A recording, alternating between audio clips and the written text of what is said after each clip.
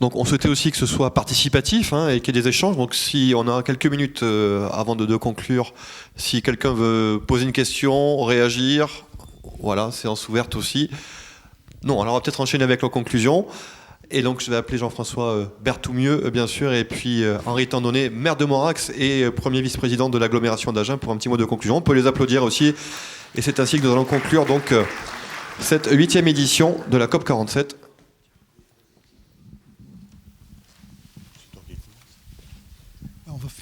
On va faire à deux voix. D'abord pour vous dire que je me suis régalé ce matin. Merci aux intervenants. J'espère que pour vous c'est pareil. On a dû, avant-hier j'étais à Thématico, j'étais qu'avec des agriculteurs sinistrés, avec peu d'énergie, avec un jeune de, pour moi, 48 ans qui dit je me suis toujours battu, mais là c'est difficile. Et donc, je suis persuadé que la ville doit accompagner l'agriculture, mais l'agriculture, on vous l'a expliqué ce matin, elle accompagne la ville dans son adaptation au réchauffement climatique. Et les mots de Jean-Marc et d'autres que j'ai entendus tout à l'heure montrent que l'eau de pluie, les agriculteurs, il y a longtemps, qui savent l'utiliser et qu'ils ont fait des économies, qu'ils savent ne pas gaspiller cette eau pour qu'ils la gardent le plus longtemps possible. Donc, je dirais que ce que j'ai retrouvé ce matin avec des jardiniers, avec des gens qui réfléchissent à cette biodiversité de la ville, elle est liée à laisser aller et à faire au mieux avec ce que l'on a. Donc, peut-être que ce que je demanderai maintenant à Henri, qui a une longue vie politique de responsable et qui m'a fait partager à un moment donné son travail quand tu étais sénateur, ma conscience de la régulation qui nous impose des choses sans se rendre compte que parfois cela nous freine dans notre adaptation au réchauffement climatique. J'en suis persuadé aujourd'hui. On a aujourd'hui une génération éduquée dans les années 90 qui a été éduquée avec l'idée que l'eau, il faut vite la faire partir parce qu'elle a des miasmes. Et ces gens qui veulent faire partir l'eau très vite, ce sont surtout des anglo-saxons nordiques qui sans doute travaillent plus que nous les Méditerranéens parce qu'ils ont réussi à imposer dans une directive cadre de l'eau qui pour moi est dangereuse pour nos pays. Je croyais il y a quelques mois que c'était cette directive cadre de l'eau qu'il fallait changer. Nous allons avoir des élections donc, de députés européens dans quelques mois. Je vous demande d'être vigilants sur ce qu'ils vous diront sur l'eau, sur l'énergie certes, mais sur l'eau également. Et peut-être qu'au niveau du cluster ou de l'ACMG ou d'autres, on va les questionner sur ce qu'ils vont faire. Et donc, je te questionne là-dessus, mais je te questionne surtout sur, c'est plus que la directive cadre de l'eau, c'est la loi sur l'eau de 2006 en France, telle qu'elle a été écrite, qui nous contraint aujourd'hui et qui nous empêche, qui, pour moi, favorise plus le réchauffement climatique que son rafraîchissement, comme on a voulu le dire tout à l'heure. Qu'est-ce que cela peut provoquer? C'est des clivages. On se rend compte, en Hollande, ailleurs, qu'il y a des clivages entre des personnes qui pensent qu'il faut continuer à vivre comme on fait et puis que c'est des conneries, tout ça. On le voit aux États-Unis, les fake news. Alors qu'aujourd'hui, on a partagé des idées entre des gens qui sont des producteurs, des industriels, des chercheurs, des politiques, et qu'il y a peut-être là un sentiment de pont entre différentes pensées qu'il faudrait aider à s'épanouir. Il ne faut pas non plus que, Paul, tu es là et on en parle, que parmi donc les représentants des écologistes et des Verts, on est des gens qui s'opposent à ce que l'agriculture ait besoin davantage d'eau ou une végétation qui en a davantage. Donc vraiment, Henri, avec ta sagesse, qu'est-ce que tu peux nous dire vers où il faut aller pour que politiquement notre cluster puisse apporter de la connaissance pour éviter ces clivages et faire ces ponts? Question à 1 000 €, voilà. Merci Jean-François de cette question piège. C'est vraiment une question piège parce que à moi tout seul je ne pourrais pas y répondre. Mais ça me fait penser, la semaine dernière j'ai vécu 3 conférences. Une conférence sur l'eau, une conférence sur la santé et une conférence sur les trains de nouvelle génération. Et donc on a tous parlé d'innovation pour faire avancer les choses face à ce qui nous attend avec ce réchauffement climatique. Et la même conclusion partout dans ces 3 conférences, c'est qu'on se heurtait à des réglementations. On se heurte à des réglementations parce que les innovations viennent bousculer ces réglementations qui sont des réglementations de précaution. On veut notre bonheur et on nous protège de partout. Et donc je pense qu'effectivement tu as raison, il faut faire évoluer ces réglementations pour qu'on puisse bénéficier de l'eau usée, voilà, un peu pratiquer ce qu'on propose aujourd'hui. Voilà, effectivement, donc je te propose d'inviter une députée européenne et de voir au niveau de l'Europe ce qu'on peut faire. Et après, ça s'imposera aux législations françaises. Et on aura peut-être un peu plus de liberté en Europe qu'avec notre vieille France. Voilà. Alors, moi, ce que je voulais dire, d'abord, remercier les intervenants, parce que les intervenants étaient très, très pertinents et très convaincants, et j'espère que vous avez fait passer votre enthousiasme au public aujourd'hui. Après, j'ai vu une évolution dans la COP 47, on s'est un peu recentré sur notre territoire. Et je trouve que c'est une bonne chose, parce que bon, on peut brasser les grandes idées, mais à un moment donné, il faut avoir le côté pratique et mettre en action ce qu'on préconise. Et ça, c'est un bon moment pour le faire, parce que sur le territoire, sur l'agglomération d'Agen, on a lancé la révision du schéma de cohérence territoriale et du plan local d'urbanisme intercommunal. Ce sont des 2 documents qui sont des documents de base qui vont programmer notre futur sur les 10, 20 ou 30 prochaines années. Alors les précédents documents, on s'est beaucoup attaché aux infrastructures, aux zones d'activité, aux zones d'habitat. Et l'idée aujourd'hui, c'est de faire un SCOT et de faire un PLU intercommunal de qualité de vie. Et donc voilà, aujourd'hui on est vraiment on n'a parlé que de qualité de vie.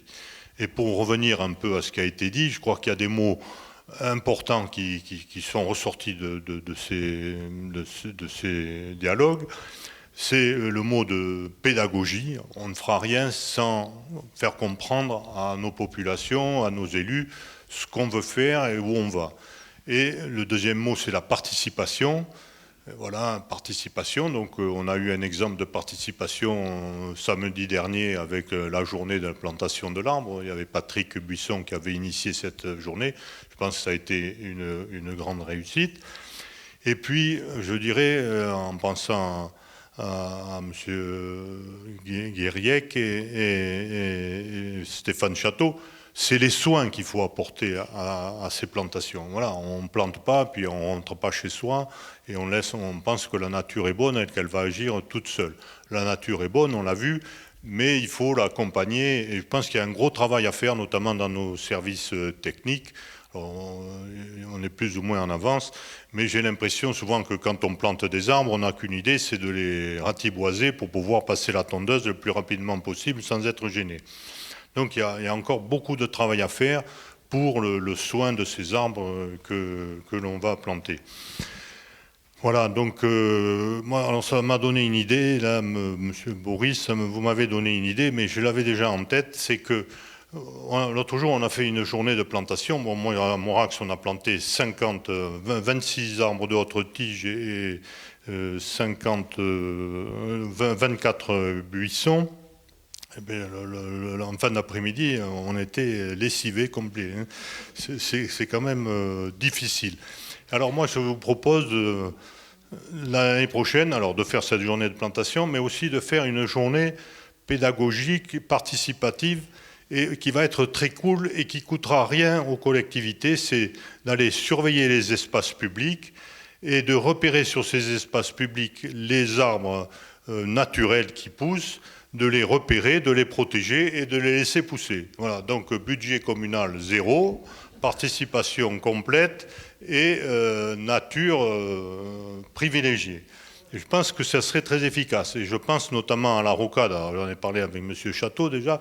J'aimerais que la rocade qui traverse Boé sur une grande partie, dont l'entretien soit confié au service de la commune de Boé. Alors je ne sais pas si c'est dans les tuyaux. J'espère que ça le sera. Et on pourrait tenter cette expérience au moins sur une partie du trajet. Et ça nous permettrait d'enlever le gros pot en ciment dans lequel essaie de pousser un magnolia. Alors, moi, quand je vois ça, chaque fois que j'y passe devant, moi, je tourne la tête, je regarde du côté des champs de M. Pierre Durand qui sont arrosés et qui nous rafraîchissent, mais la magnolia, il n'est pas prêt de nous rafraîchir. Hein. Voilà, donc on pourrait tenter ça sur la rocade, une journée d'observation, de participation. Voilà, c'est une des idées, une action qu'on pourrait lancer. Voilà. Après, ce qui était bien aujourd'hui, c'est que voilà, on a associé les collectivités aux administrés, notamment par l'expérience de Foulayron. Alors sur Foulayron, moi, j'ai qu'une crainte parce qu'on a fait un travail sur le paysage, c'est que les citernes ne soient pas trop enterrées et qu'on voit le long des maisons ces grands bacs en plastique qui ne sont pas terribles, qui abîment notre paysage. Donc il faut aller jusqu'au bout, faire des citernes enterrées, suffisamment grandes pour qu'elles soient efficaces. Voilà, je pense. Alors je vous fais part de l'expérience que j'ai vécue à Moirac sur les récupérations des eaux de pluie pour les sanitaires. On avait fait ça à Moirac, on a fait une grande citerne qu'on utilise pour les eaux de pluie et on avait mis un système pour les eaux de toilette sur la salle des fêtes.